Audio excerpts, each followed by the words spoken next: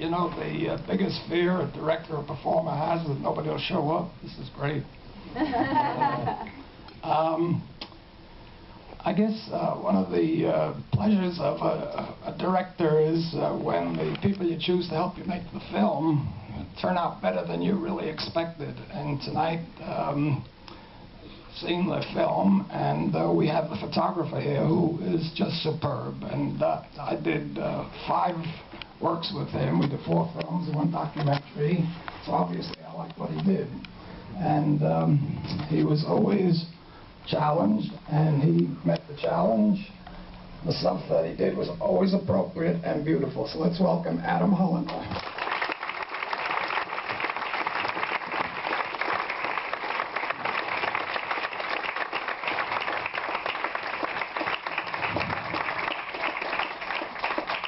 And because you're so good and you sat through it all very quietly, we've got somebody else. So I'd like to bring on Kitty Winn.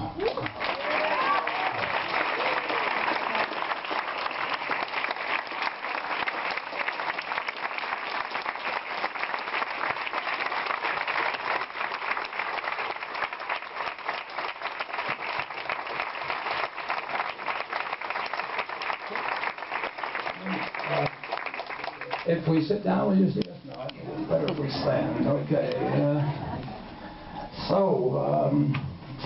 Does anybody want to start off with any questions?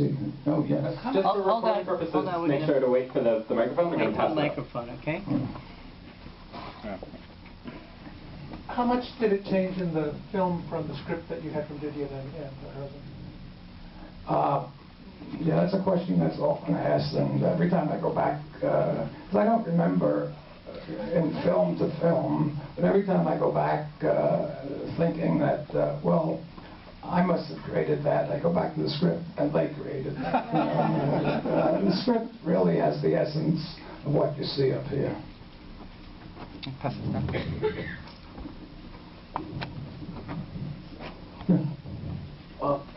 Did you get to work with real junkies? I mean, out of all were any of the characters that we saw in the film actual addicts? Yeah, some of them, no, they weren't. One was an actual addict. I won't say who. I didn't know it until years later. but there were a number of them that were former addicts. And even in the scene where they're cutting the drugs, there were 2 people that really knew how to work that factory. And I used them as much as I could. Can you talk about the process of casting the film, the main characters? Yeah, I mean, a lot of these kids I think were in hair, for one thing. They were all actors at this point. In my first film, Julia Taylor was an assistant casting director, and I hired her to do the casting of this film. It's the first feature film, and she's just fantastic. She went on to, after that, to do one Woody Allen film, and then he never let her go, so nobody else could use her again. So it was really a combination of getting somebody who I really related to, and then we'd bring people in. Could I address? Oh. Al and I came from a theater background. I was a member of Bill Ball's American Conservatory Theater, which was a classical rep theater in San Francisco. And Al had already been, done several things here in New York to great acclaim. So, and that actually stood us in good stead because we got a month's rehearsal. So it was like working on a play because our director knew just instinctively that this is how to get a performance out of us was to rehearse, not just show up and turn on the camera. So we really worked on each scene and hung out together and got to know recovering addicts and really got into that world before we started shooting. Yeah, and I told you about the basic cast, but then the reason I did that because I had a little problem. My first film, I turned it down and this down, and without reading it very well. And I found out that Pacino was interested in this.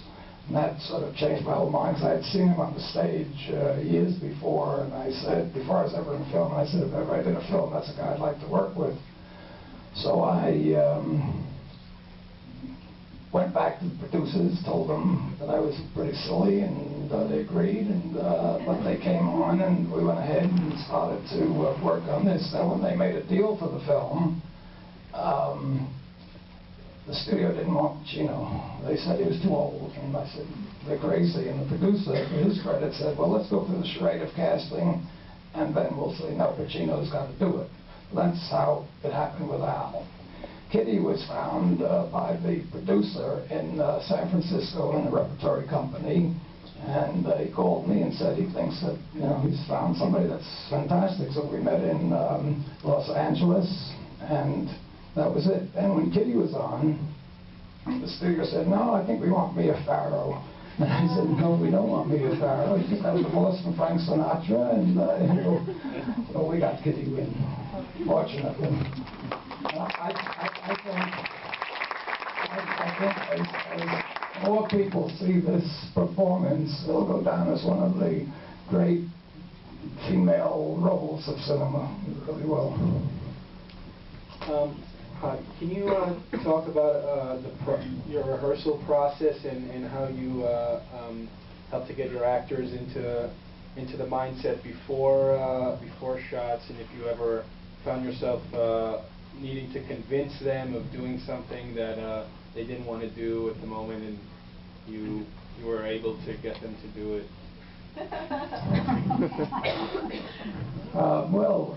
As Kitty said, we hung out about a month and a half, first of all, just the three of us going to places where they have where drugs hung out, and we go to seminars and hospitals and so on and so forth. I don't remember in this, did we have a formal 2-week rehearsal? They usually have 2 weeks, yeah. No, not us, but everybody.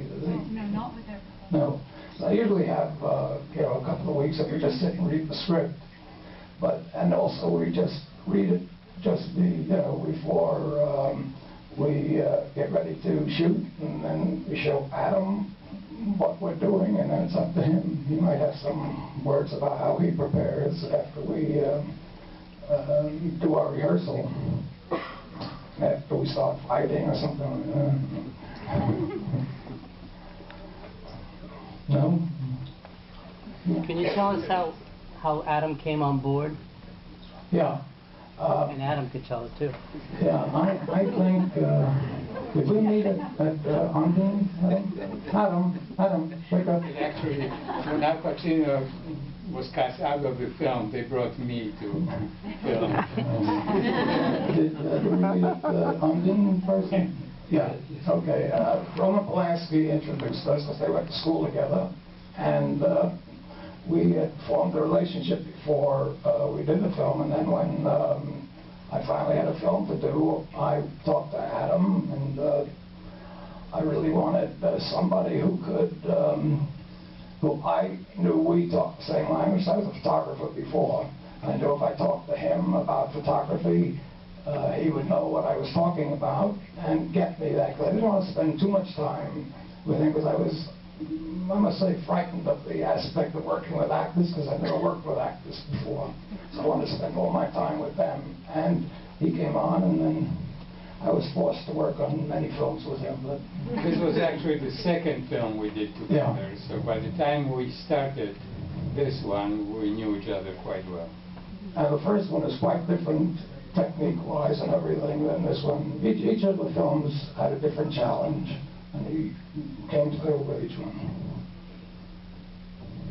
Hi. I was just wondering about the interior, like the apartments. Were those sets or were those practical locations? They were all practical. All practical locations. In the first film, we went into the set, and I hated it. It was like going in reverse, you know. It was just, it's not for me. I know a lot of people love it, and they go in there and they do it. I just couldn't do it, and I threw out all the possibilities of sets. I like practical locations. Where did you guys shoot? I mean, did you shoot in and around that area? straight up? Yes, we did. It looked great.